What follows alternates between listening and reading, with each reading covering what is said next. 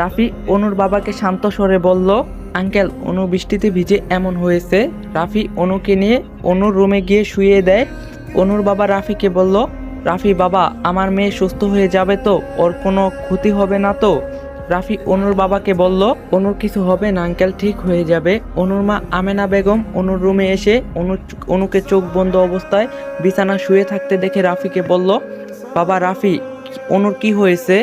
রাফি অনুর মাকে বলল, খালামণি, আমি অনেকবার না করার পরেও অনু বৃষ্টিতে ভিজছে। ওর নাকি বৃষ্টিতে ভিজতে ভালো লাগে। বারণ করছিলাম বৃষ্টিতে ভিজতে, কিন্তু শুনছিল না। তাই আর কি করার, অনুর ঠান্ডা লেগে এখন এই অবস্থা।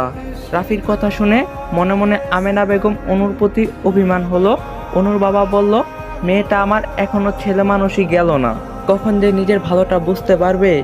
রাফি অনুর মাও বাবাকে বলল, আচ্ছা খালামণি, আঙ্কেল আজ রাত